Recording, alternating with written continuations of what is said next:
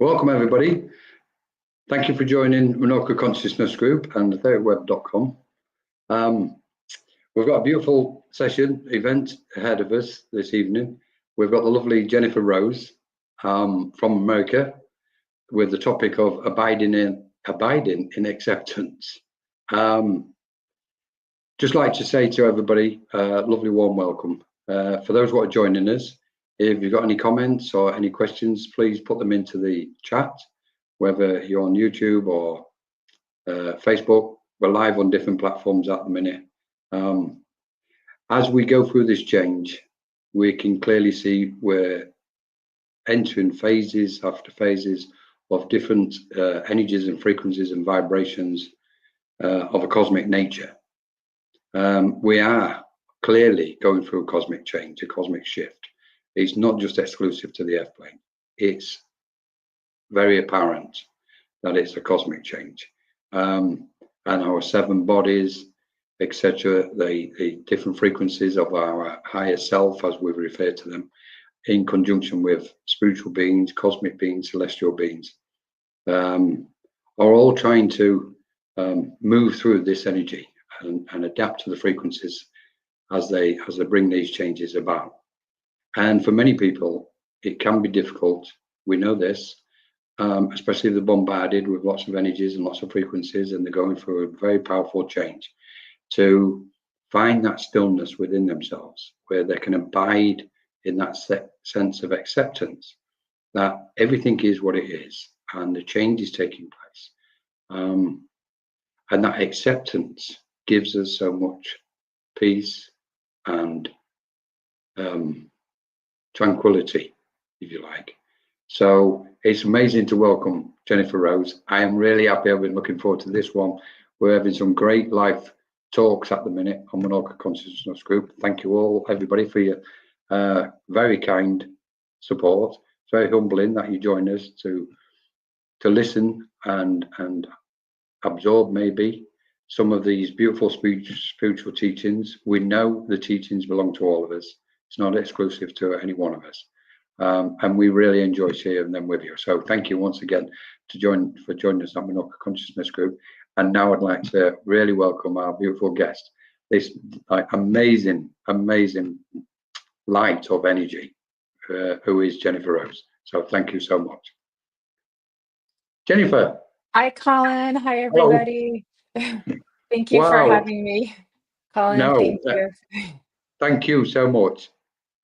It's amazing. I just so look forward to this convergence, what we always seem to have when we come together and we chat. The energy just does something in the space. It's like the space lights up. So thank you so much. It's great. So what I'd like to do, Jennifer, if we can, we'll just start off with tell us about Embracing Infinity and your website, etc., and Jennifer herself. Oh, thank you, Colin. I appreciate it. And I want to say hi to everybody. Oh, is the audio off? Is it scratchy? No, it's good, my side. It's okay? All right, let me know, everybody. It sounded a little scratchy for a second, but I think we're okay now. Okay, good. So thank you so much, Colin, and hi, everybody who's here. I see all of our friends are here. Jeffrey and Nancy, Jennifer and Fran, Evelyn and Steve and Ronnie, like all our people are here. So hi, everyone. I love you. Hello, everybody. Thanks for joining us. I work. How do I want to say all of this stuff too? So I'm a spiritual human being enjoying this life, doing a lot of fun, magical, spiritual things like mediumship and healing and teaching and connecting and hosting the Embracing Infinity program over on the Sacred Spiral Network, and our other two shows, Enchanted Realms and Fashionably Spiritual, with Fran and Shannon and Nancy too. So I keep really busy, and it all lights me up. It's all fun. And we're all on this adventure together. Hi, Tammy. We certainly are. So thank you for having me. Yeah, my show, like you and I, we take turns. It's the Menorca Consciousness Show. It's a spiritual chat. It's the Embracing Infinity too, and um, it's just a space where we can come together and work on consciousness, work on expanding, work on growing together, or just coming to feel some love and connect too. So it's all things. I have. Yeah. I just love what you do, Jennifer. I absolutely love it, and I'm going to say it. It's like you give these emanations of light off, and I know so many people are touched by you being present here on this planet, on this earth. I know they are. From the day I met you and saw you and listened to you, before we met officially, watching you, I was just so impressed. I thought she's just absolute emanating, and I just love these chats. So I don't want to embarrass you or anything, but too late. It's too late. But that's who you are. That's how I see you. And I know, and I think I could probably say it, which I don't normally do this, but I think I can say and speak for a lot of people out there, and possibly be inspired by spirit to say it publicly, that you've touched so many hearts and souls ever since you've stepped into this space. And there's an eternal gratitude for that. And I know this, and possibly more than what you probably likely know. Definitely more than what I can imagine. Only spirit probably perceive whose lives you've touched. So thank you so much. Yeah, Patrick. Hi, Patrick. Jennifer is amazing. This is totally true, Patrick. So, and that's why I love our chats and coming together. And of course, it's all about light and frequencies and love and energies. So, I mean, what do we say about this? I owe somebody an apology here. Jennifer McCormick. Sorry, Jennifer. Hi, Jennifer. I actually wrote in to say hello to her last night on yours, and I put McCormack. And I was like, where's the name gone? I need to spell the second name correct, and I couldn't find it. So it's like, so sorry about that, Jennifer. McCormick. Evelyn, hello, Gina, etc. Great to have you all with us. So we're going to be on Steve and Ronnie. Thank you so much. And of course to Fran. Lovely to see you, Fran. Thanks for posting. So we're going to be talking about abiding in acceptance. I love this subject. I absolutely love this subject. I don't even know where we're going to start, how it's going to go, where we're going with. But acceptance. Maybe the best thing to say is, and I don't want to plug the book, but in the A to Z Index of Spiritualism, it's the very first word we come across. And it stayed there ever since I started writing the book, or began to write the book. And by the way, guys, the book is, it's channeled things, channeled aspects from spirit, with spirit, and it's pure energy. There's no AI being used in it in any way, shape, or form. Okay, AI and books are becoming a word. Oh, there you go. Oh, Jennifer, thank you so much. There you are, guys. It's available if you want to get in touch with us. Anyway, I'm not doing it for plugging the book.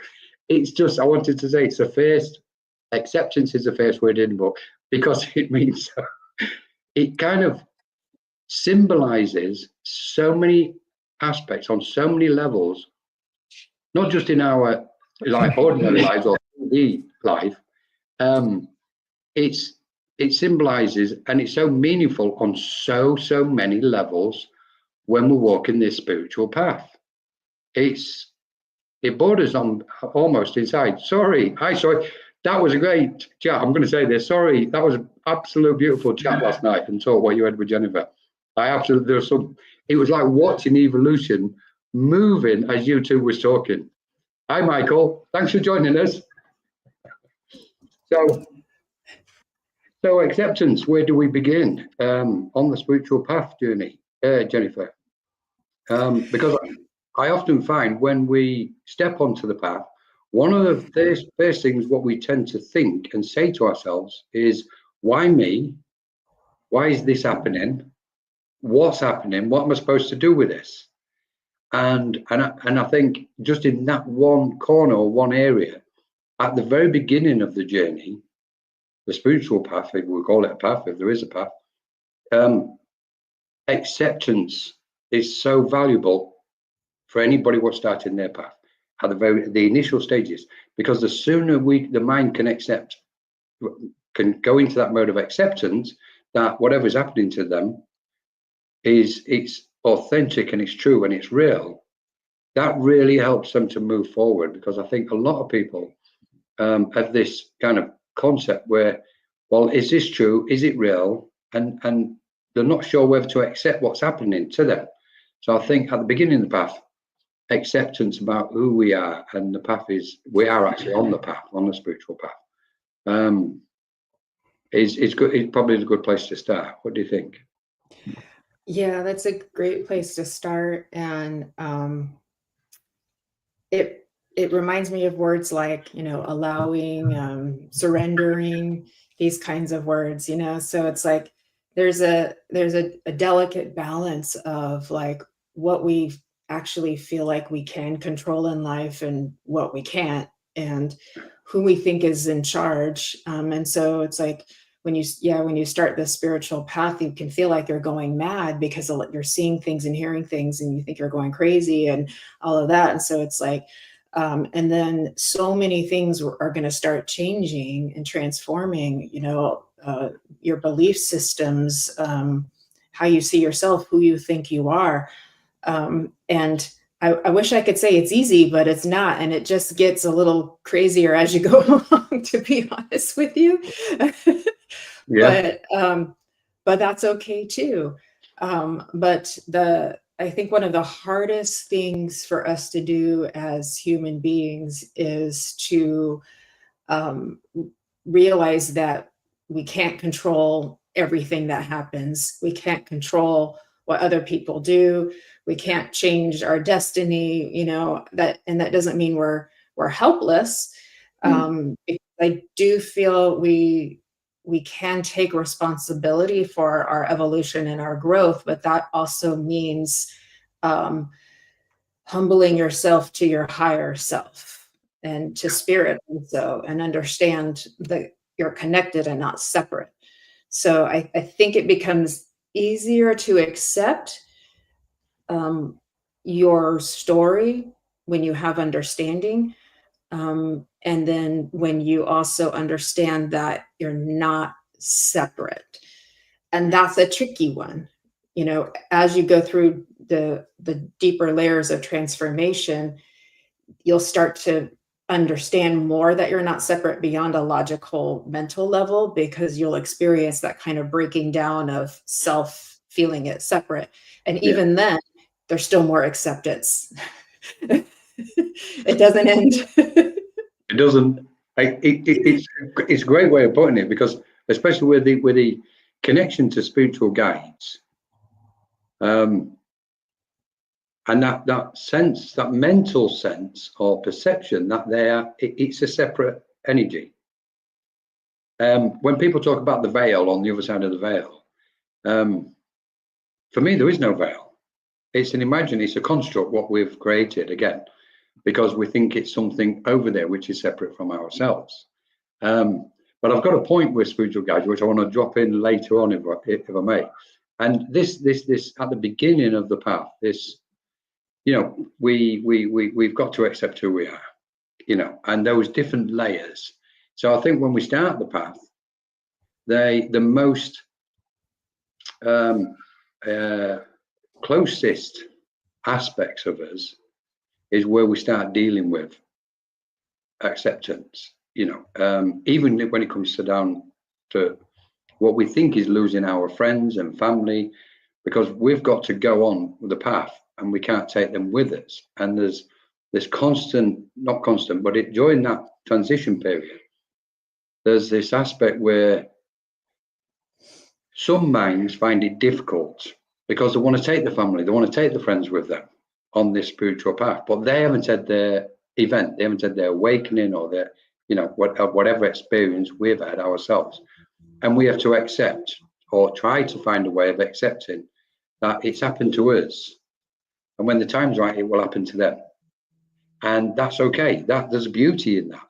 because we can't deny there's beauty in what's taking place to us, because we've just kind of expanded to whatever degree. Our consciousness has opened up into that a more radiant sense of light and conscious awareness, and finding that sense of acceptance within us. And it's like, okay, I have to accept that my family, my friends might disagree with me, might not understand, and most of it's coming from fear, because they want to know that we're okay, you know. And so they're going, what's happening to you, etc. So we go, look, everything's okay, I've got to go on this path. And our relationship to our family and friends at that point becomes different, because we know it's about frequencies. Our frequency of awareness has changed. Correct. Yeah, Steve. Transformation. So that's an aspect of acceptance, accepting that it's happening to us and not to our family and not to our friends in that moment, but we know it's going to happen to them at some point. And then we're looking at other aspects where that transformation, similar to what Steve is referring to, that transformation from the chrysalis to the butterfly with all its facets, which then means, okay, I'm no longer thinking how I used to think. And there's so many mental, physical, emotional changes going on with us. And we have to accept them as well. That's even before we start looking at the deeper stuff and going into them deeper levels. So I think what we have to do at the very beginning is, I don't want to say the word shallow, but it's the one what's here, where we deal with that what's in our face immediately, the shallow stuff, because that's what we need to deal with, and finding acceptance inside ourselves about them all things, about those aspects. The quicker we can do that, the less kind of stress we've got, because it is stressful dealing with some of the aspects of acceptance, or relating to acceptance at the beginning. And then we start making that transition forward and things start becoming smoother, if that makes sense. So I absolutely just love how you just described it, Jennifer. Likewise. Just a quick question, maybe this, if I may. One question, and let's bring spiritual guides in now then. What's your thinking on how spiritual guides accept us and their degree or frequency of acceptance towards us? Well, that's an easy one for me. Because I channel, I do my meditations every couple of weeks, and there's always a channeling is always a part of it. And through this, 10 years I've been doing this now, spirit is many things, very imaginative, very colorful, very symbolic, very dreamlike. But the one thing spirit isn't is judgmental of us at all, because they are us. We are them. We're just having a different experience. So they're just looking at us like family, brothers and sisters, co-spirits, and they're like, you guys have got the harder work over there. Our hats are off to you. We're giving you a little salute for doing that, because it's not easy to awaken from the illusion of separation.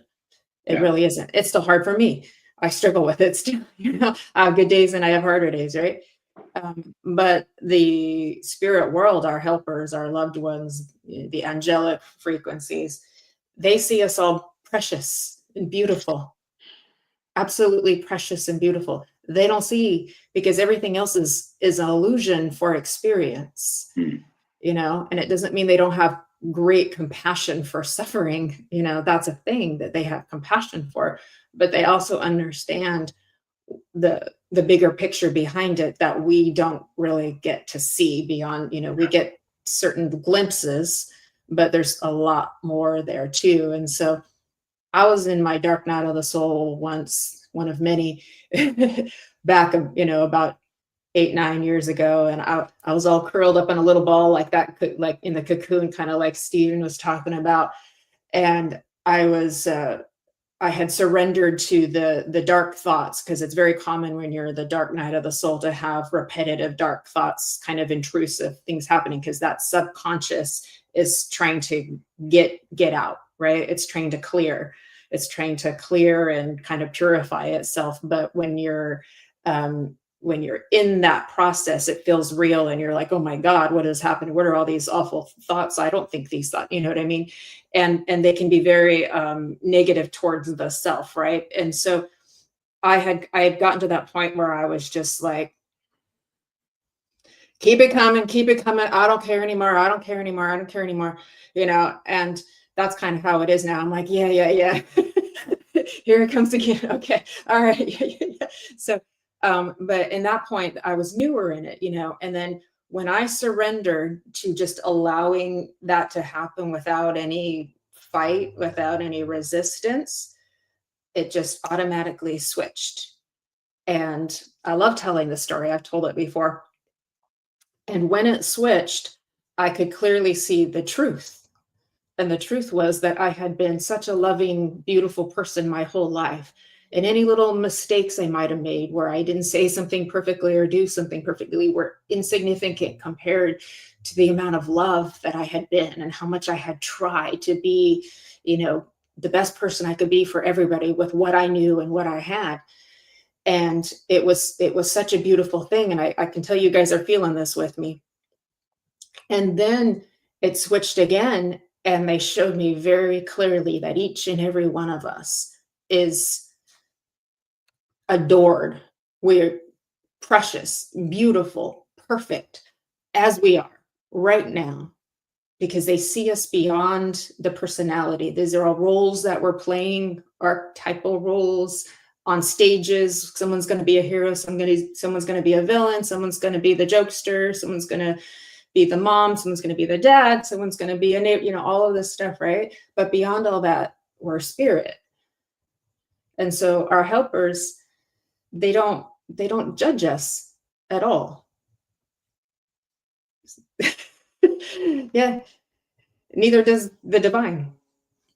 Yeah. So spirit world's a good place to go to when it's our time. You'll be embraced with so much love. Absolutely beautiful. What fascinates me is this separation business, isn't it? We're going to stick to acceptance, but in this moment, in the separation business, because our mind thinks it's separate from another dimension, another realm, another plane of existence, i.e., to where these cosmic, wonderful beings of light are, what we refer to as spiritual beings mainly, but obviously we know there's a multitude. And as we are awakening, as humanity is awakening and expanding their awareness, we're recognizing that separation really isn't there. The separation is illusion within our own awareness.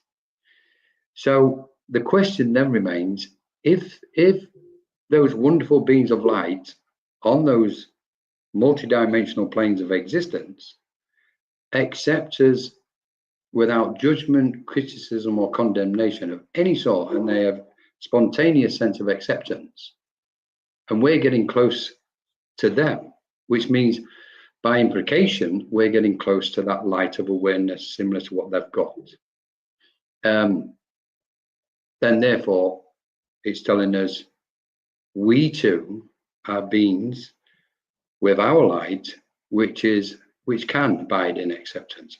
We can have a sense of acceptance at all times, and that the only thing what prevents our sense of acceptance is our sense of control, because we want to be in control of everything. We want to control a person, we want to control ourselves, we want to control our hopes and dreams and wishes and aspirations. I'd like this, I want that, I desire this, I desire that.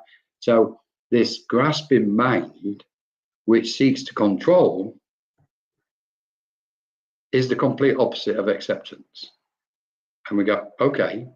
So we could almost say that when we talk about judgment, for whether we're judging ourselves for something or judging the external, someone outside ourselves, judgment is a lack of acceptance.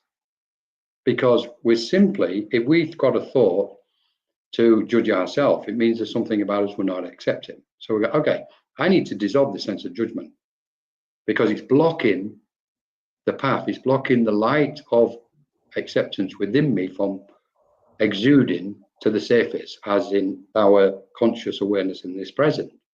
And what I find really beautiful is the closer or the more we evolve, which that's open question anyway, but the more we progress and move forward, we're using human terms now. And I'm sure we're going to start tripping before long in this conversation.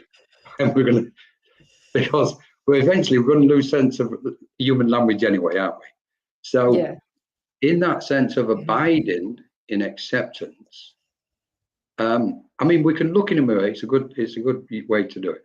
We say, okay, and we know this. People go, look, you need to look in the mirror and just tell yourself that you love yourself and accept yourself. Okay, and as beneficial as that is, we know it's beneficial.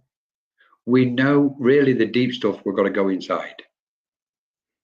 As you described, we've got to get in there. We've got to peel those layers off, because deep inside, I believe that the light of our soul permeates acceptance with all things.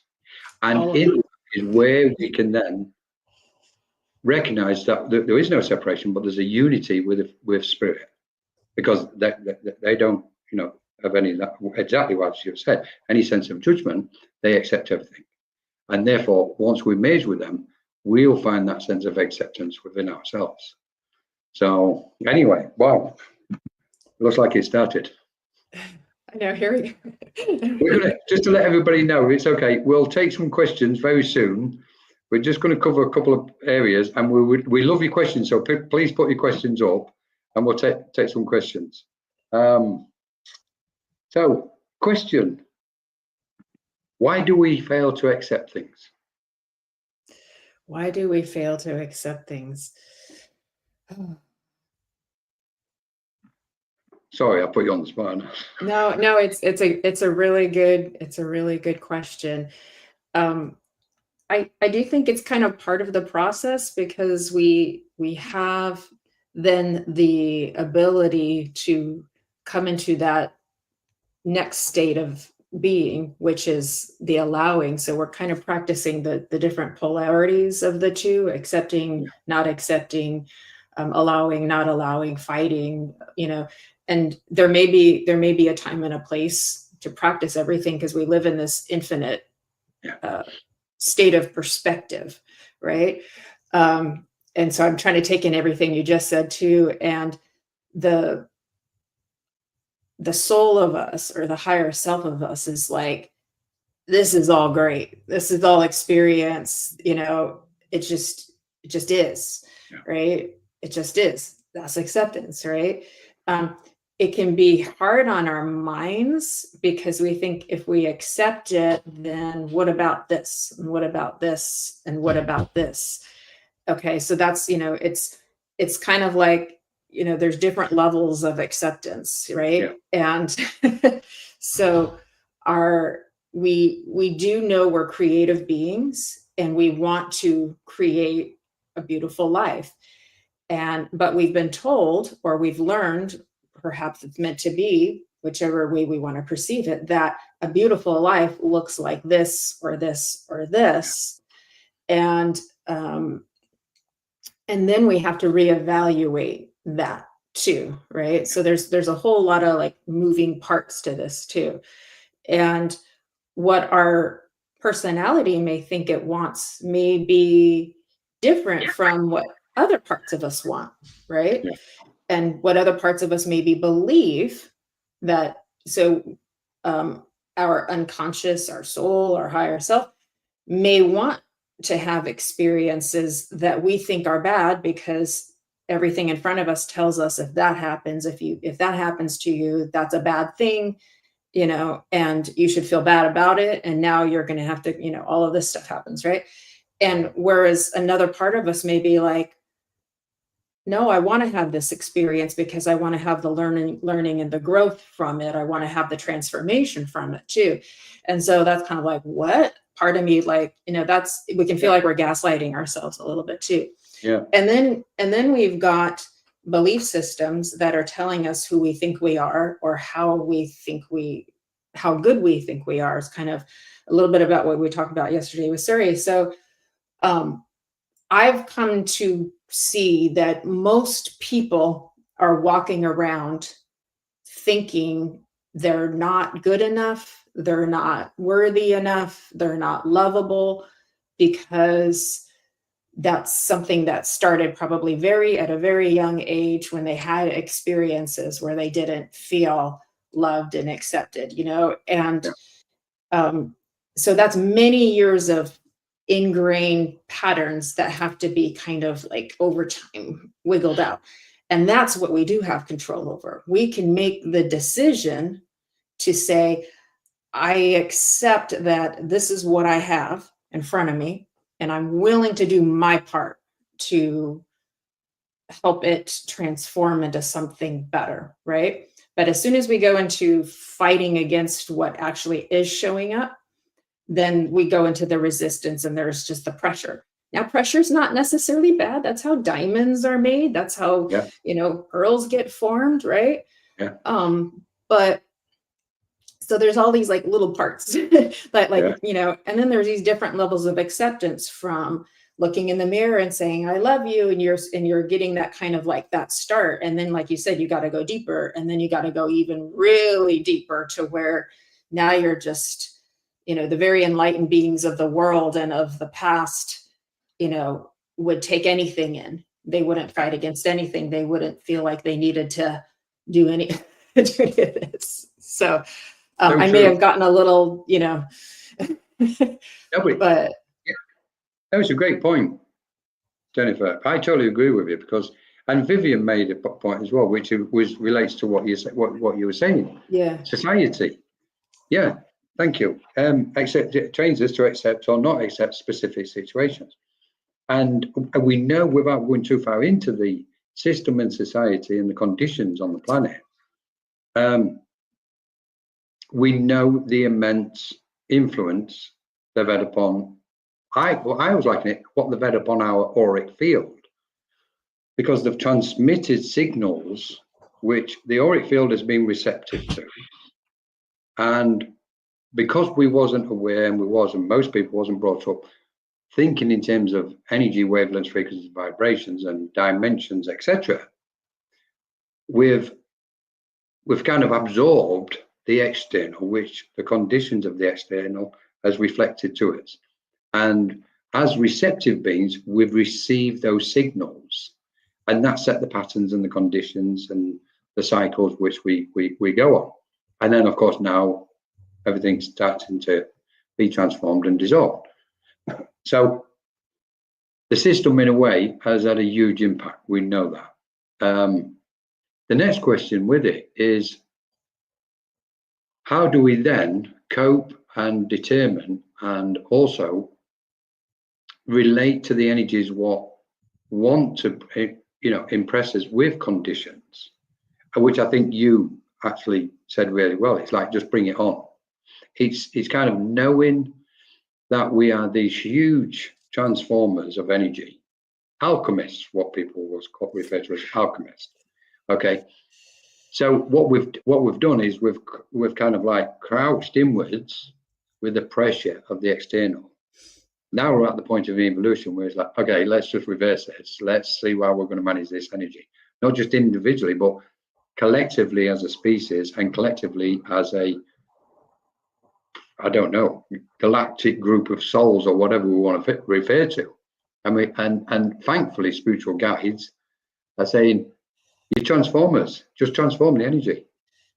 So whatever comes at you, your auric field's already going to start transforming it anyway. And especially if you've got that conscious mind, which then takes us to them deeper levels. And we go, okay, let's take a little journey inwards then.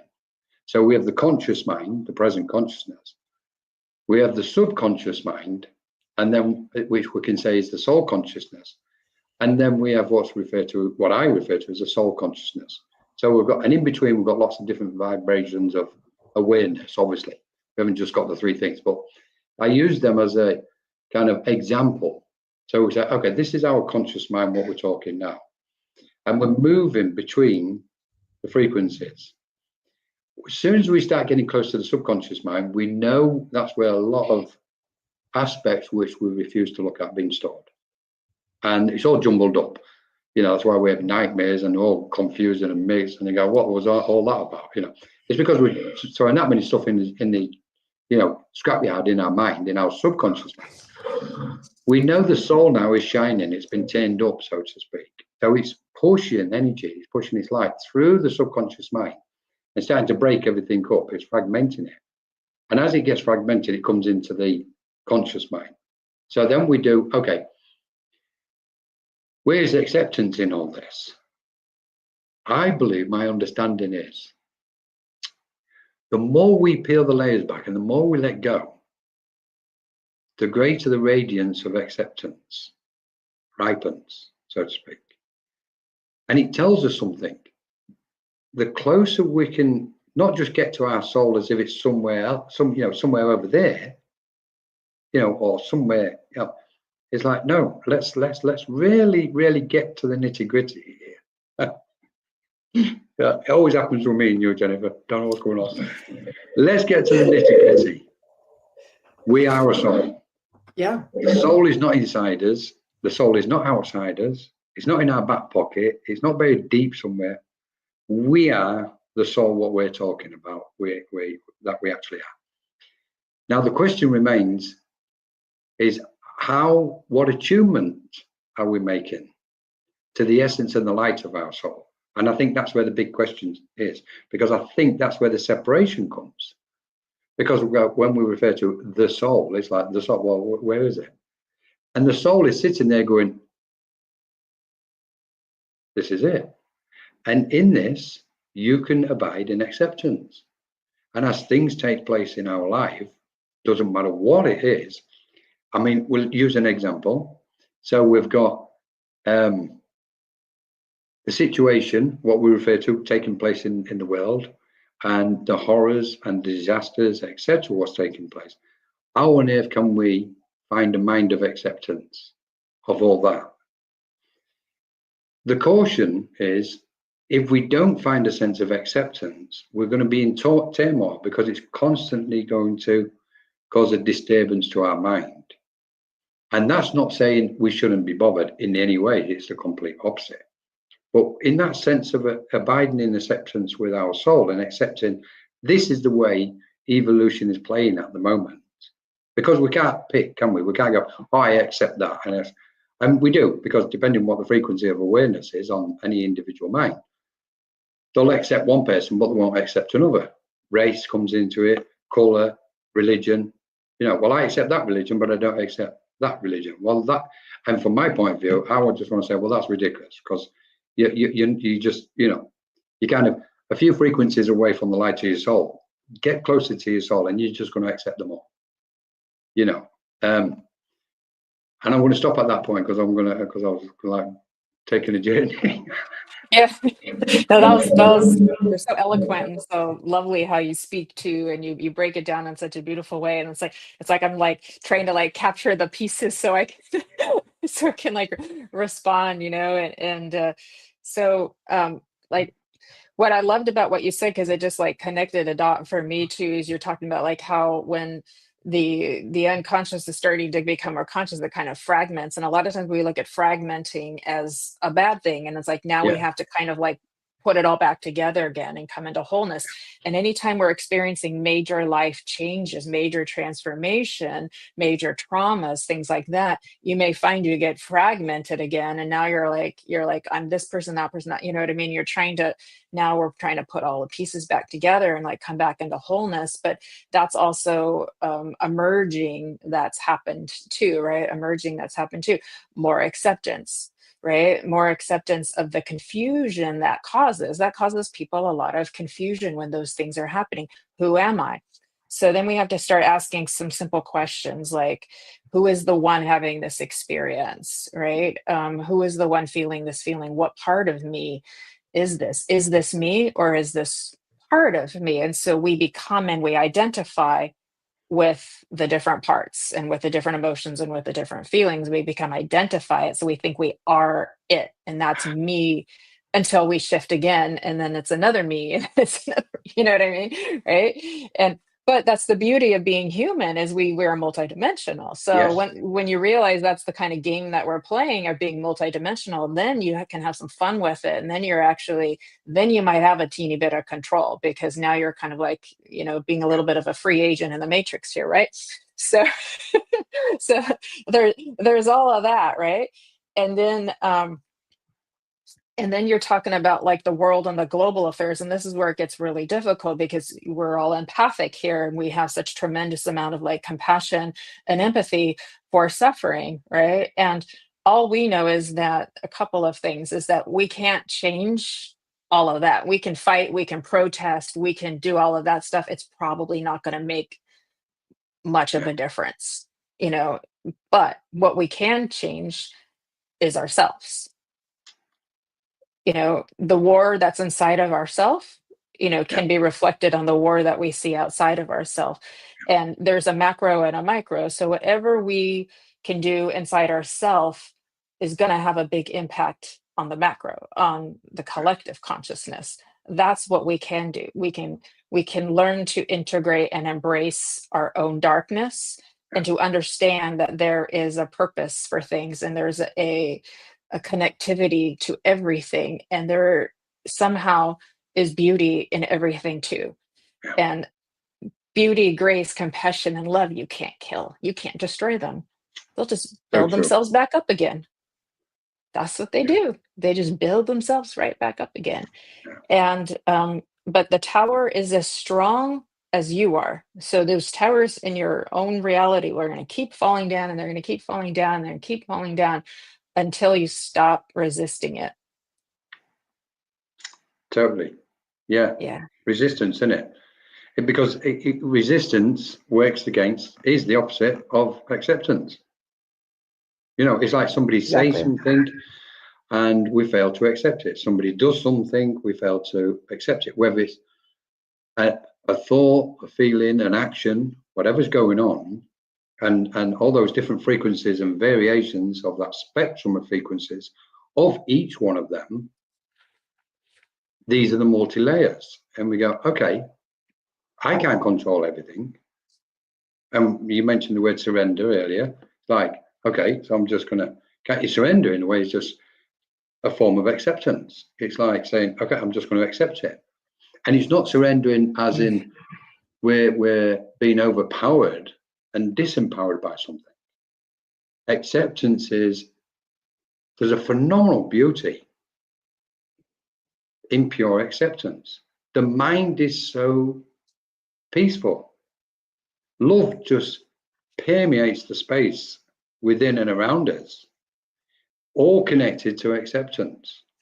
It's so true. And it's truly incredible.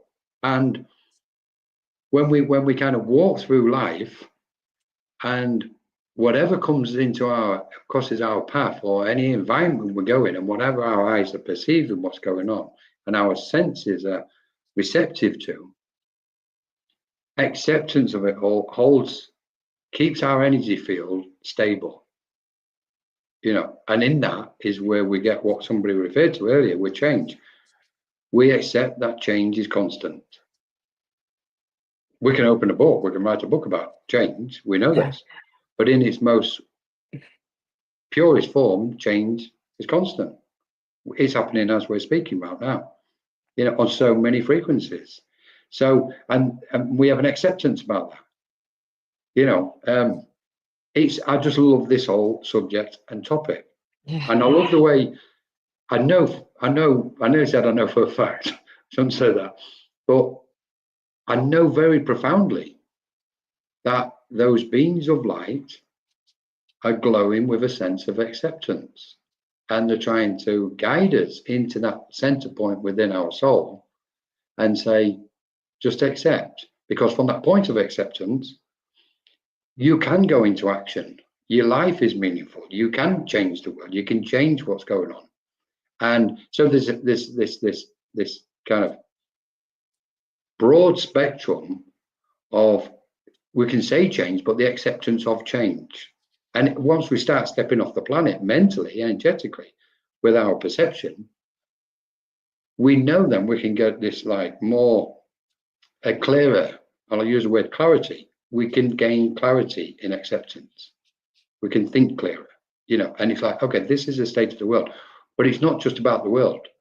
We're looking at it from a cosmic perspective, and it's not an elevated, I don't mean in that way. I mean, we're looking at it from a cosmic perspective, what says, this is evolution playing out.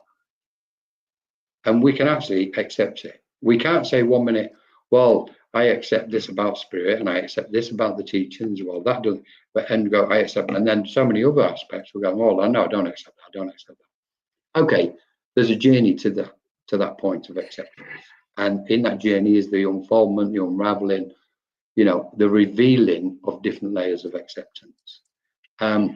Those different frequencies, but each one of those frequencies is merely taking us to acceptance in its purest form, and seeing the pure beauty of everything, of what everything is. From that cosmic perspective, we then go, maybe the cosmos is actually in perfect order. And maybe it's our minds what's trying to control everything, as in the past and the future. It's like, well, okay, I need to sort the past out. Okay, that will get me into the future, etc. And it's almost like the cosmos is saying, guys, just forget it. Just accept it all. Accept who you are in this moment and where you are and what's going on in your kind of environment, your existence as a multidimensional being, and be the transformers in each and every moment. And in that center point is that acceptance of our family, our friends, our loved ones. There's an acceptance of all the diversity. I mean, diversity is so beautiful on this planet, and an acceptance of it. And it steers us away from the divide and division and separation, because the duality then comes to a standstill or dissolves completely at some point. So, brilliant stuff. I don't know whether you want to look at the comments and take some questions, or I don't know. That it is also beautiful, and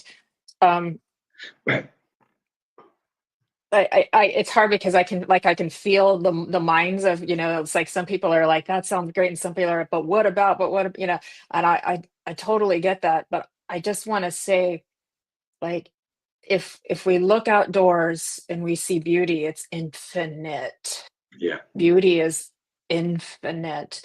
And what if we took on the task to find the perfect and the imperfect? What if we took on the task to find the beautiful and the ugly, or the holy and the unholy? Like, what if we came here and we made it that hard? What if, Yeah.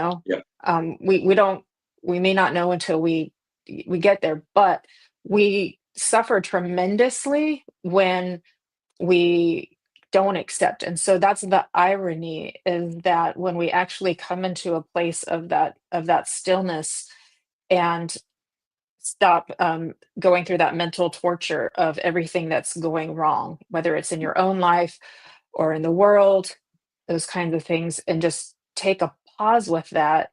The thing about accepting, it's what you feel like you're a bad person if you're doing that, right? You feel guilty for accepting, right? That's the trip up, right? And so then, but the irony of what you just said, that is that all of a sudden, so much more love and light and presence comes out of you.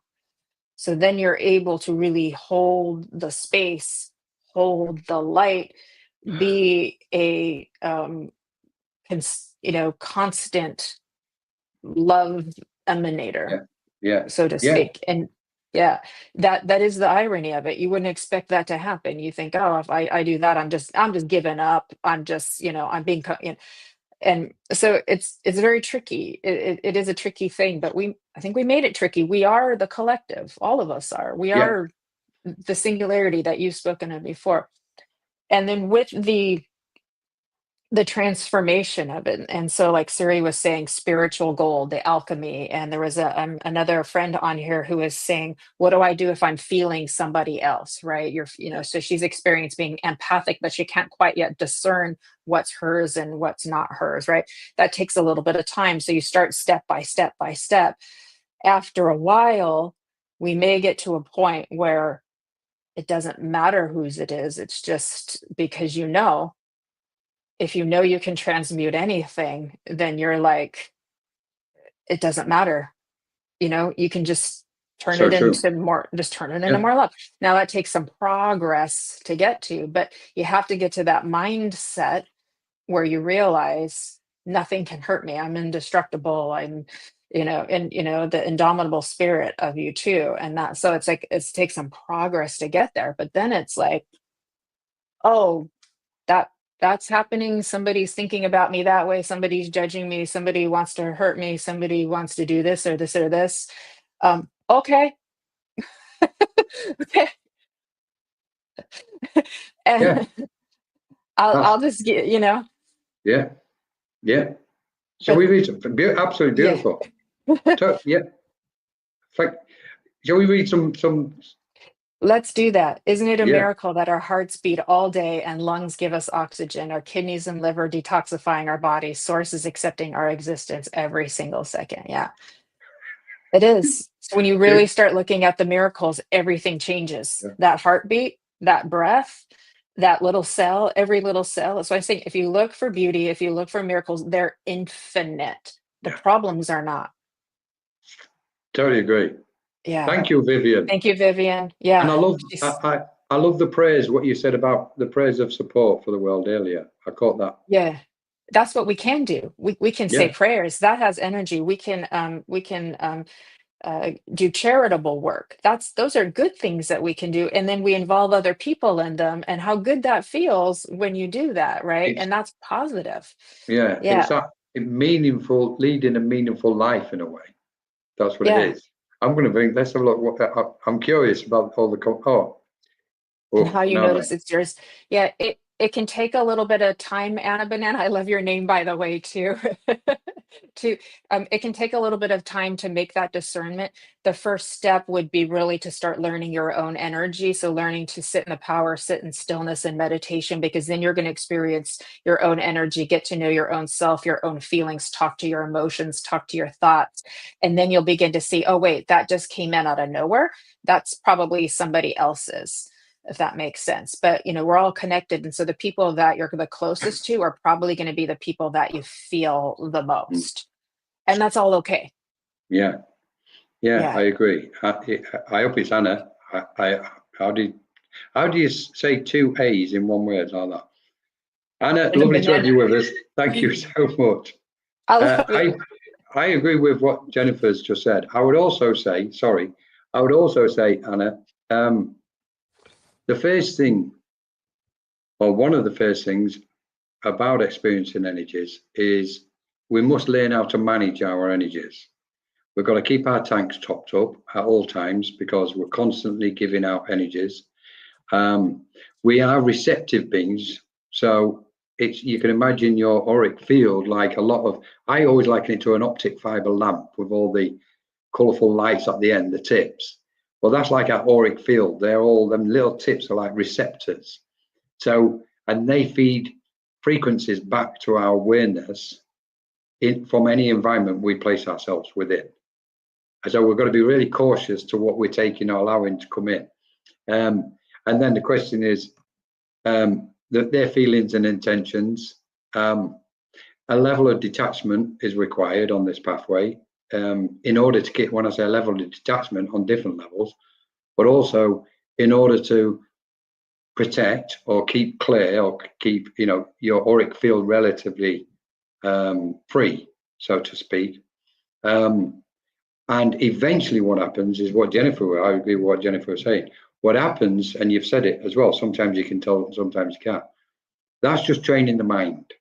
And that meditation, what Jennifer was just referring to, meditation helps us to gain clarity of what it belongs to our field of energy and what's coming from what we call the external field of energy, from people or frequencies around the planet or cosmic waves that are coming in.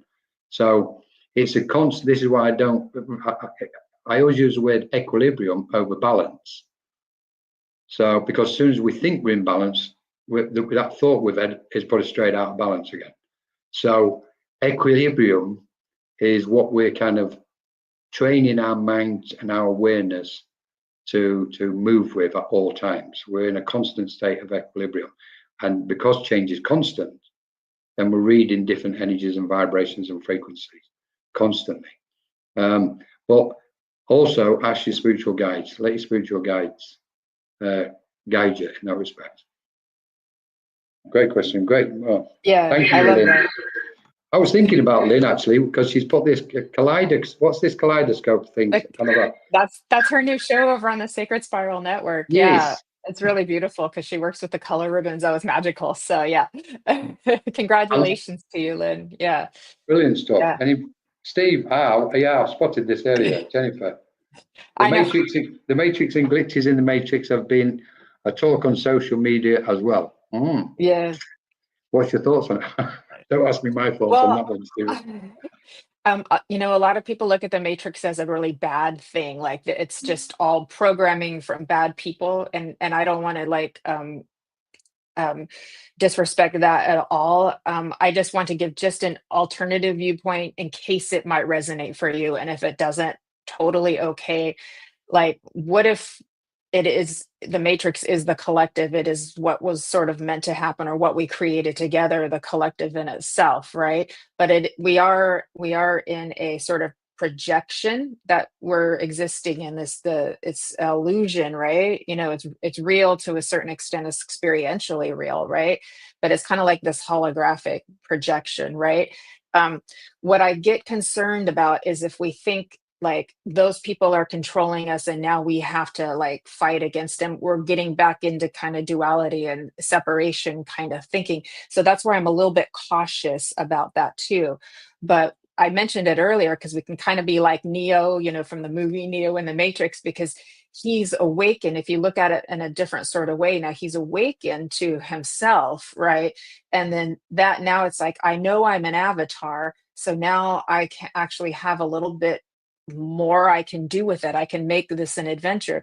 But why is that? Because he's awakened to that part of himself. He's awakened that there was a body, you know, in the movie's case, he awakened that there was a whole nother him in a separate area, right? And then he came back into that and he's like, oh, this is the real me. I thought that was the real me. It was so real, right? And so it opens our minds to the fact that the more we integrate with our soul and realize our soul is wanting to have a multidimensional experience with us, through us, as us, then we're like, oh, we're on this ride together, and there's not a fight between personality and consciousness anymore. It's like we're doing it together. It's a partnership. And so with the partnership, then you're like, okay, I think I actually can manifest more. I think I actually can create more. I actually think maybe we can do a little magic here, you know, in a positive way, obviously, right? Good, you know, that kind of thing too. So that's what I would say too. But the glitches are, what do they do for us when we see things that don't make sense, like physical phenomena, spiritual phenomena, things that aren't matching up, things like that? It kind of tells us there's more than meets the eye. It tells us like there's more, and we think this is so solid, but it's not solid. It's just vibration, right? It's you know, this desk in front of me is vibrating very slow, so I think it's solid. My eyes tell me it's solid, my hands tell me it's solid, but we know that it isn't through science itself, right? But those glitches remind us there's so much more than meets the eye. There's like so much more, and that gets very exciting for us mediums. And you know, like I'm interested in like physical mediumship, and so then it gets really magical to see like, oh, we're part of a wonderland. This is cool. So so thanks for bringing it up, Steve. I think you got a good take on that, Steve. It looks like you like your movies as well, Steve. Yeah, I like Keanu Reeves myself. I would say there's a bit of humor behind this, but obviously something going on as well. What I'm going to say, Steve, go look in the mirror, and you might, and I don't mean to sound condescending in any way, shape, or form, so I'm sorry if it comes across. Look in the mirror and see if you can see the grid around you, and recognize that you are the matrix.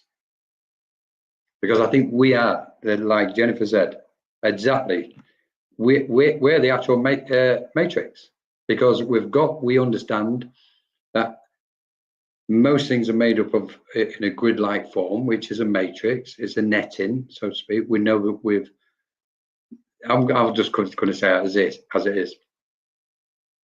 It's almost as if we're swimming in an etheric ocean, and the ether has there are frequencies and vacuums of space, and when they cross each other, they create a vortex of energy. And as they create that vortex of energy, and especially within and around us, we refer to those, that crossing, that meeting point, and that swirling energy, that vortex, we refer to that as a chakra. And all the thoughts and feelings and emotions, etc., of any lifetime we've ever had, or we think we're going to have, or projecting into the future, all that information is stored on the ether and at them points of chakras. That's why when the healing and the letting go and shadow work takes place, this is why so much work is done on the chakra points, because it's stored thoughts and emotions there, because they're in this grid, they're in this vacuum, which is made up of many wavelengths and frequencies of our own thoughts and emotions. So, and when we expand on that awareness, it goes, okay, where's the matrix? The matrix is not outside of ourselves. Exactly what Jennifer was saying, because it is a separation in duality again. So it's, I mean, without going too far, this is a glimpse that we are all things in existence. And we're the singularity. We are the singularity. And we're not just a singularity as in an individual human form, as in Jennifer in her form at the minute, and Colin in her form, and Steve and everybody else in their forms. That's the perception of divide and division, separation. But the true nature of reality is that oneness between us all. And in that oneness is, I mean, forget the matrix. We're just going to go straight off the matrix and beyond the matrix. You know, even that's going to become like, you know, a square stone trying to pull a cart, you know, 10,000 years ago. You know, sorry, can't decide whether I live in the matrix or the Truman Show. Yeah, take your pick, Lynn. Enjoy whichever one it is. Enjoy it, Lynn. It's true, you know, and I've actually not too long ago, it was a week or two ago, and I was very, you know, tranced out in that space. I can go there very easily. I actually was seeing it. I could see it all. You know, it was really cool.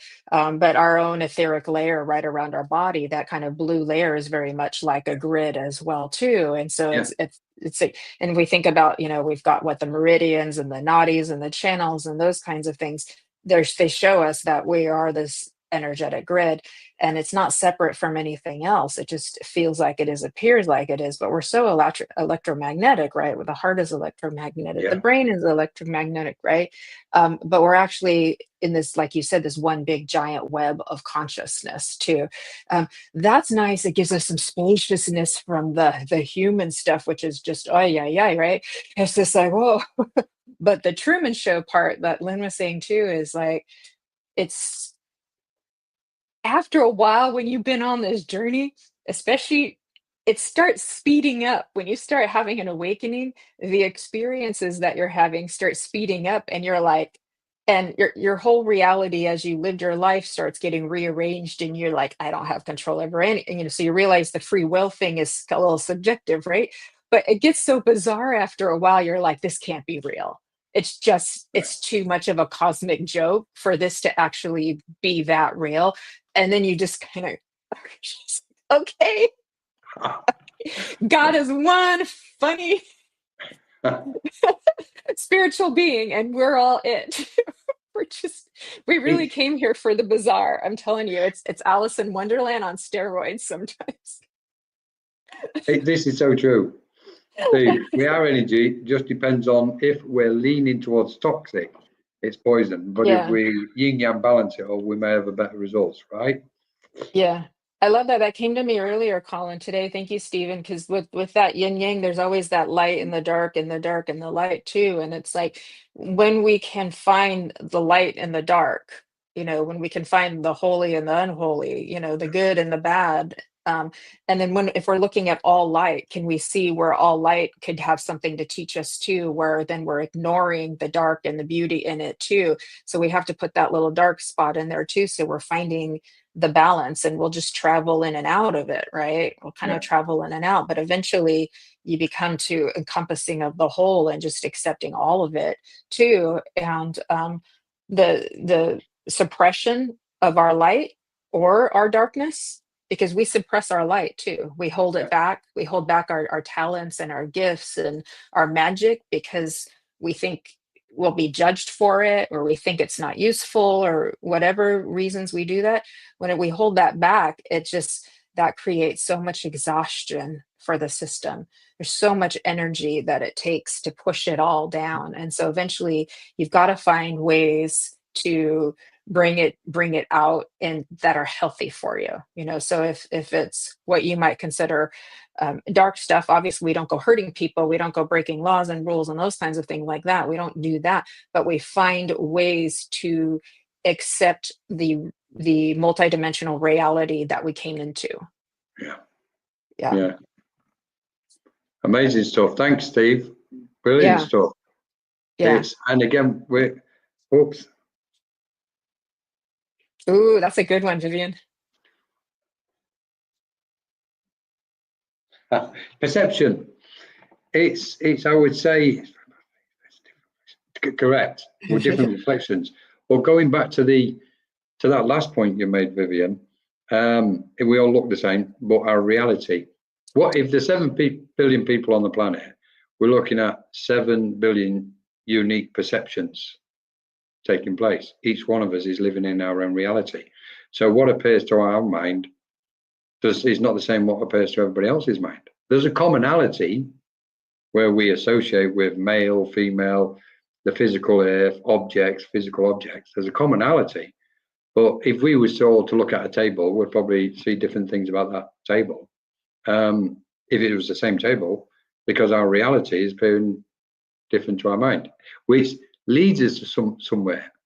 It's the illusion again that we perceive, and this is connected to perception. But there's a root to this, which really we could probably touch on, which is when we get past a certain frequency of control, and like you were saying, Jennifer, the more the mind wishes to control, it's tiring. It tires the mind out. It's stressful. A tight mind is stressing up like that. Like the first, and there's a tension there, and that's our grasping of what we think we wish rather than what we accept or what we can accept just is. So, and therefore it leads us to that point where we go through the frequencies of our own awareness, and we perceive reality in its true nature, which is everything's an appearance to our mind. Whatever we're seeing and perceiving externally is a direct result of the frequency of our own awareness. So if we see solid dense matter, if we think that we're looking at solid dense matter, that's exactly what we're going to see.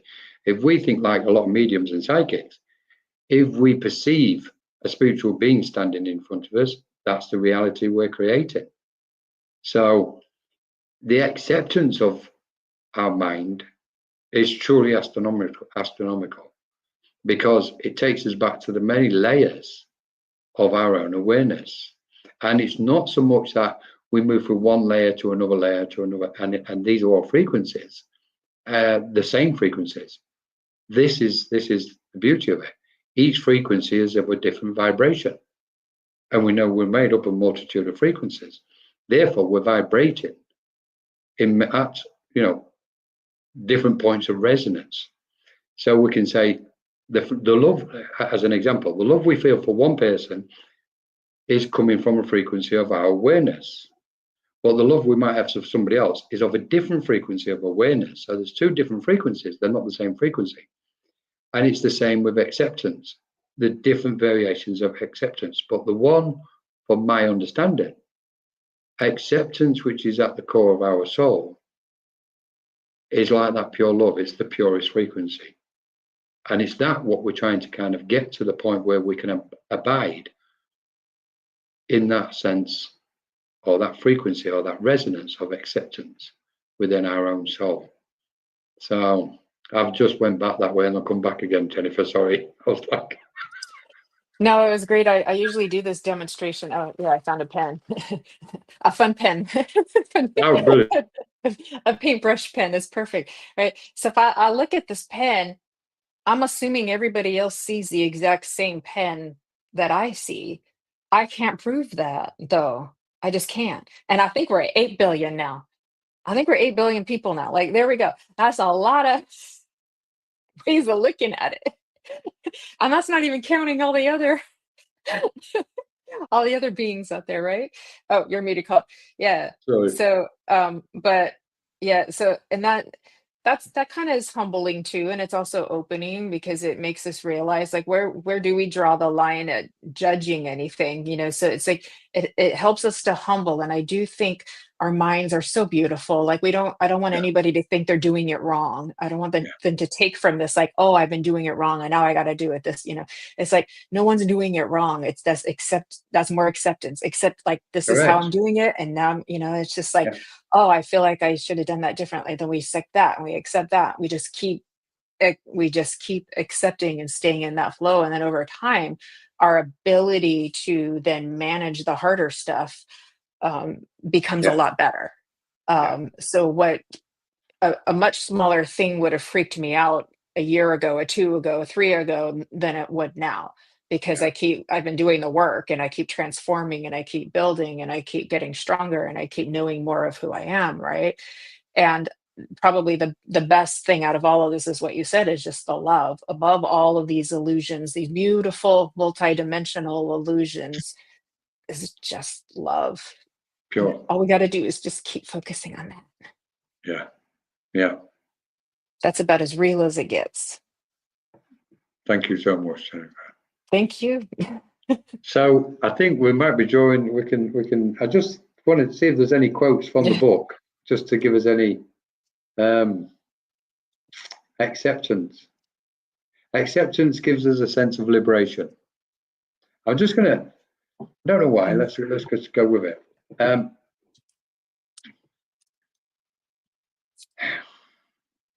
Funny, isn't it? Acceptance. So anyway, sorry, I've got.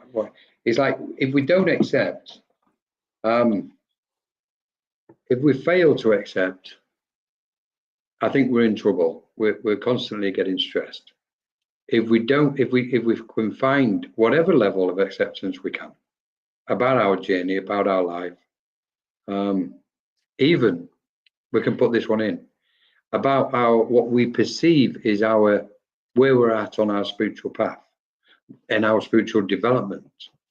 Because there's always that question that, well, I'd like to be in the comparison. I'd like to be like that medium, or I'd like to be, you know, and think like that person thing. And it's like, guys, don't bother. Just leave it. Don't. Because you're the unique beauty in the oneness at this moment. And I've seen this for many years, where this quest to be like somebody else in spiritualism, you know, it never happens anyway, because we're all of that unique aspect and energy. And it's so important just to accept ourselves for who we are. And the more we can accept ourselves for who we are, the greater that sense of acceptance, those vibrations, when we really get in, peel those layers back, the greater that those frequencies of acceptance of others and life and reality really is. And there's a peace and a tranquility to it. And there's so many other aspects to acceptance. Yeah. It's for everybody's own unfoldment, isn't it? Yeah. Oh, You're so right, Colin, that the more we learn to love ourselves unconditionally, the more ability, because unconditional love's really hard as humans. yeah. It's hard. We keep trying and then we go, but what about that? But what about that? You know, and it's like I think it looks a little different than we expect it to look when we start on the journey, because that's something that's big for me. That's part of my, you know, journey, my own personal journey is understanding unconditional love too. And it started to look different for me than it did a year ago or two, or you grow 3 years ago too, as I come more into awareness. If I may, I thought we could just kind of maybe break down into some stages, just kind of like practically speaking of what people could do, like, because we're like talking about how great it is, but like you said in the beginning, like we could do it in steps, because I think we're going to hear this and go, I want to get to the finish line part of acceptance like tomorrow, right?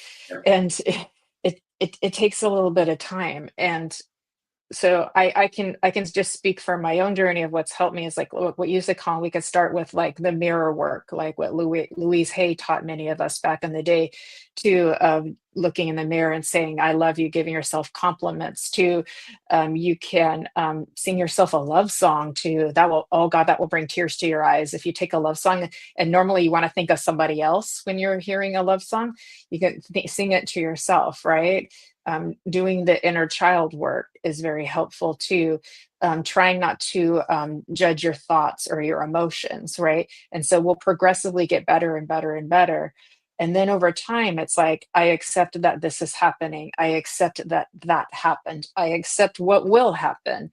I will do my part to be the best I can be, right? And so we can incrementally kind of like get ourselves better there. And then it's like, for me, then it was, I accept that another part of me may have wanted this experience, even if I don't.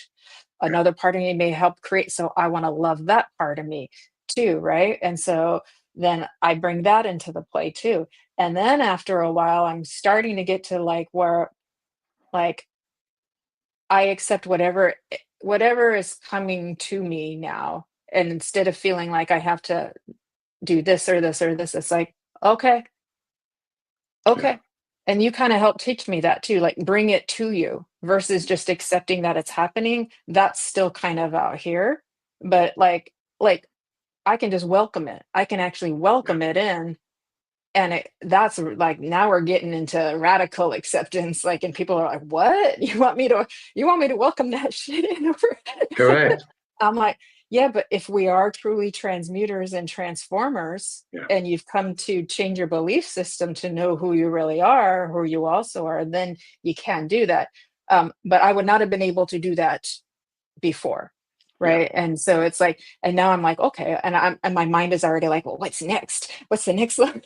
And I'm like, I'm just getting good at this part, and I'm already like, I wonder where this is going to go. It's one of those, isn't it? It's almost once you take it's not so much that once you take the challenge, but once you set the intention and the mindset and the focus and go, okay, let me look at, I would say to anybody, just contemplate that word, meditate on that word, acceptance, feel the vibrations of it, try and find or sense not just its, as many frequencies of what you can relate to in your life.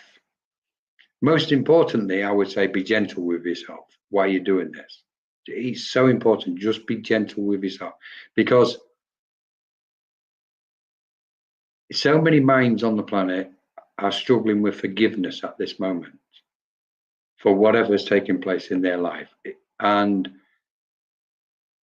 of course, it's such a huge issue. And that's going to be so powerful in the future as well, because what's taking place externally in the world also is going to take some managing, and forgiveness is going to be very prominent. So if it's inside yourself, what you are struggling with regarding this aspect of forgiveness of an event or in your life, regardless what that may be, whatever frequency it's on,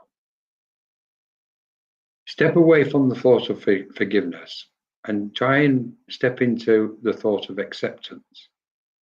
Because in acceptance is where you'll recognize the truth of forgiveness. Because often what we have a tendency to do is focus on the external, blame the external constantly. And often we have a resistance or a block about the real truth and about our role in a situation. And we must accept our role as well. And therefore, there's acceptance applies in two ways. To those who we think might have wronged us, but we have to accept the truth that we may have put ourselves in that situation for whatever reason that may be, whether you find it out in this lifetime or another. And in that gentleness of acceptance is the most profound healing what can take place. Because all the rights and wrongs within us about our journey and our relation with everybody else in this pathway we've walked, you could almost say as a collective group of souls for all of us, there's a phenomenal sense of healing in acceptance. And of course, in that, there's a priceless, majestic beauty to it as well. So I would say to people, just take a moment sometimes and just sit and just contemplate that way. Just meditate upon it, look at it, visualize it, see how it feels and senses within you. Place it with a circumstance or situation in your life. Don't try it too heavy all at the same time, all in one go. Just, something what you might be lacking acceptance of in a small way. Well, that's niggling me. I can't accept it. Look at it, view it, but do it gently, do it peacefully. And those beautiful beings, those spiritual beings, those cosmic and celestial beings, they will reflect and help reflect some of those facets from that kaleidoscope of the multitude of facets within our awareness back to us, back to your mind. And it's like, that's why I failed to accept. I can see it. And all of a sudden it'll just dissolve. And your light will shine that little bit brighter. There'll be more clarity, a sense of clarity. But most importantly, your mind will be more at peace. And if it's at peace, your light is shining, the light of your soul is shining. Your soul celebrates this. That's my thoughts on it. No, that's beautiful. Because that, sorry, there's feedback. A little bit of feedback there. Okay, I think we're good. Okay, I just wanted to say that that's where grace tends to flow in. We can give ourselves grace, and so with acceptance, grace can flow in. We create more space for that grace to flow in and give that to ourselves. It's really hard. We're so hard on ourselves. If we give ourselves grace for not being able to do it perfectly all the time as much as we want to. We are not robots. Yeah. We're spiritual beings. We're conscious. And then can we extend that grace to other people too? Because when we get triggered and we're not in our most authentic, loving selves, then we're not really giving much grace to anybody else because we've made them the enemy. We've made them the other. We've gone into judgment. We've gone into other things.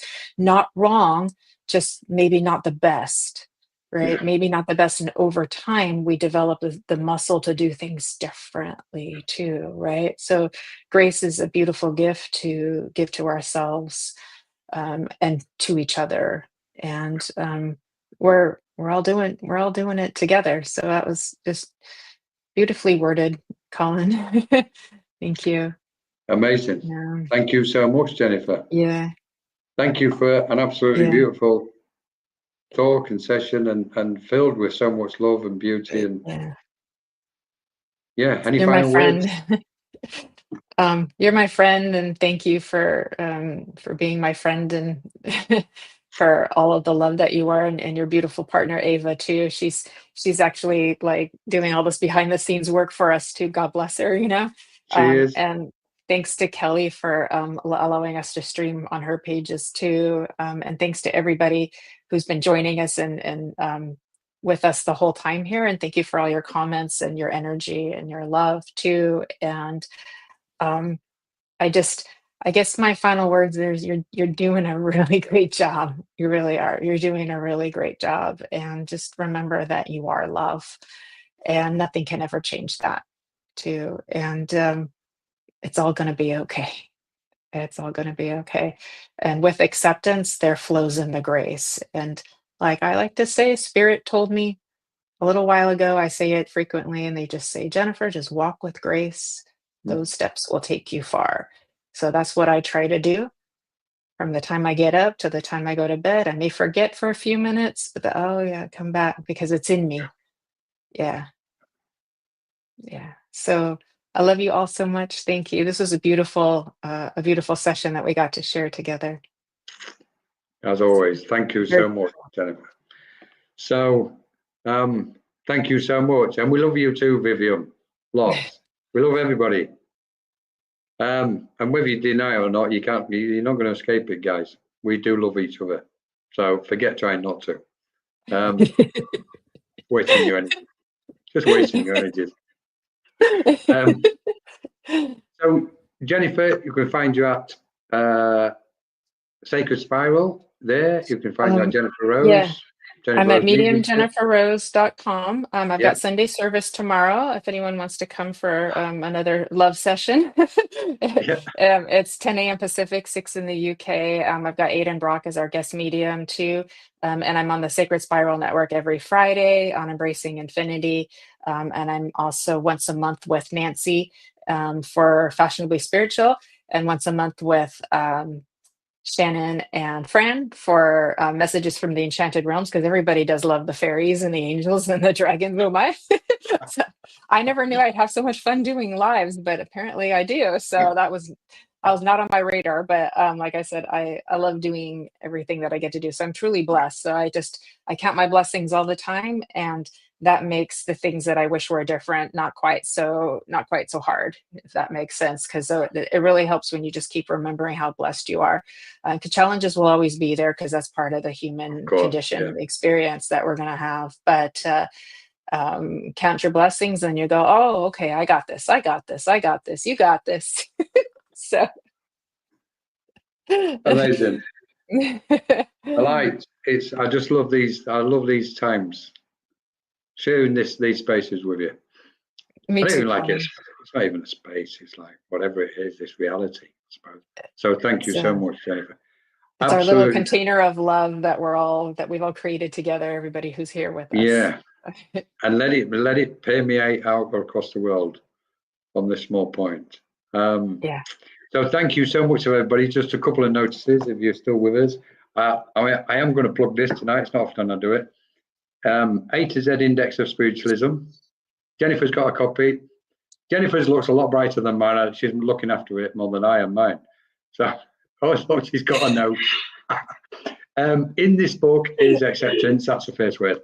It talks about mediumship, trance, the different planes of acceptance, different planes of existence and acceptance, and so much more. It's just filled with all spiritual aspects, but it's a guide in a way to help you through this labyrinth of spiritual awareness.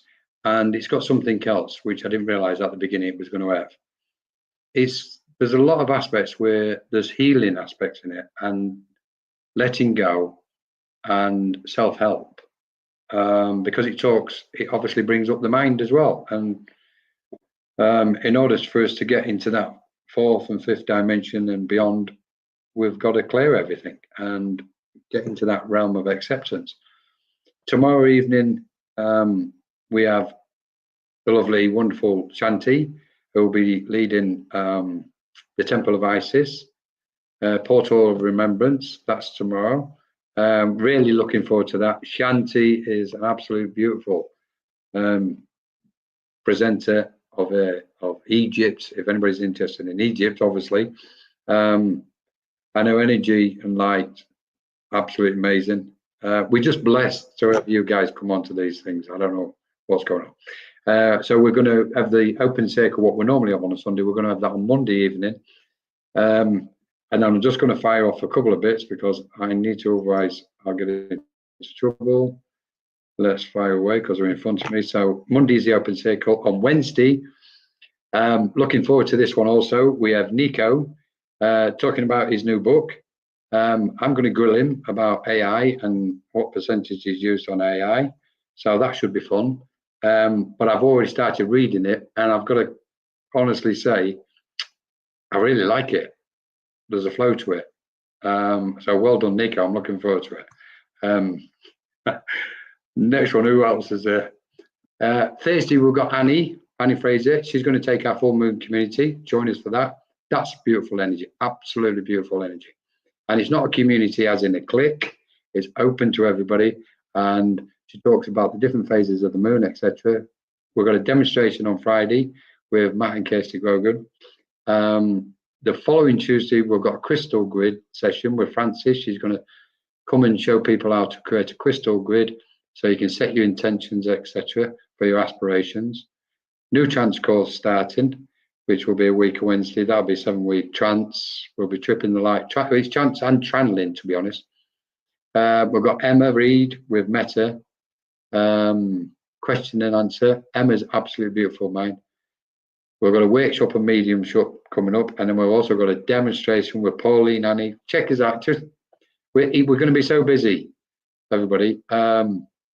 Lizzie is going to be back. We're doing a light language session, and we're going to be doing a Kundalini activation, etc. But what I must mention is two final things. On Sunday, the 22nd of June, sorry, on Sunday, Shanti will be with us, and she will be taking us on a journey with Thoth, Egyptian aspects, a 3-hour workshop, and we will be doing a journey to the Akashic Records, or the halls of learning, as in journey to a mentee.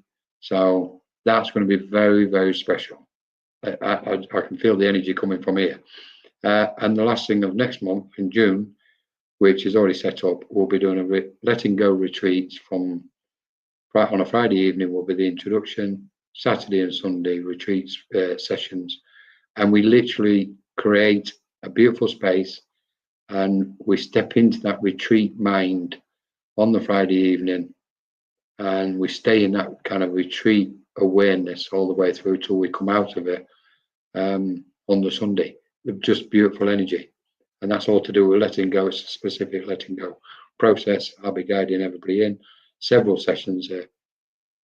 Finally, I'm going to mention Laurie and Edify Your Soul. Can't forget that. Laurie McHugh Smith. Oh, well done, Ava. Yay. We've got myself and Jennifer. Jennifer has written the most amazing write-up. I'm blessed to have listened to it. And trust me, guys, it's absolutely beautiful.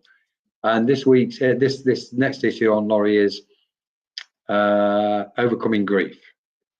And several authors, writers, content writers are offering their pieces. There'll be a few videos with different content. Absolutely amazing. And you can find that Edify Yourself. We'll be doing a live presentation on the 15th of June. With Laurie. Laurie's doing amazing work. So please get yourself over to Laurie McHugh and Edify Your Soul magazine. Blah, blah, blah, blah, blah. I really don't. Busy, Colin. Not at all. It's like. Start feedback. I didn't even mention the rest coming up anyway. And it looks like we will be having a retreat in India at some point in October. That's a lot of beautiful work you're doing. So I had to take the AirPods out because I had too much feedback, but that's amazing. There's so many amazing things that you're offering. So like everybody, please go and follow the Menorca Consciousness Group on Facebook and on YouTube. Give them a follow and a subscription because they're doing really great stuff over there too. So Colin is like I got to plug you now. Colin is very elevated, beautiful, most loving soul. And then it's like, he's always there. He's always there for you. So it's just, I'm blessed to be your friend and to have gotten to know you over the time. So thank you so much. And thank you for having me on the show here today. And shout out to beautiful Ava. I was just going to say, final thanks to Ava. She won't like it. She doesn't want any publicity because she leaves us all standing with her sense of humbleness. We would not be happening tonight if it wasn't for Ava, because it'd be Jennifer running it all. So thank you so much, Ava, for everything, all our posts, everything technical, you name it, everything, what MCG. We're going to be changing our name soon, by the way, from MCG to EVC. But we'll make that announcement. And yes, nearly forgot. What does EVC stand for? Oh, etheric web? What? Etheric? Ethereal Virtual Center. Oh. We're being inspired to open a center. So we're just playing with it, whether it's going to be a ethereal virtual center or ethereal and spiritual virtual center. So we just got to pick the thingy. And then we'll be putting things on in the day. We've got some beautiful minds helping us and offering their time and energy and knowledge and wisdom. Every Monday, every week, 5 o'clock till 5:30. Pauline Barnfather, she leads a meditation. Go to MCG for that, guys, if you want 30 minutes just peace. And again, all wrapped in love. Pauline's all about love. It's amazing. So we've just got beautiful minds.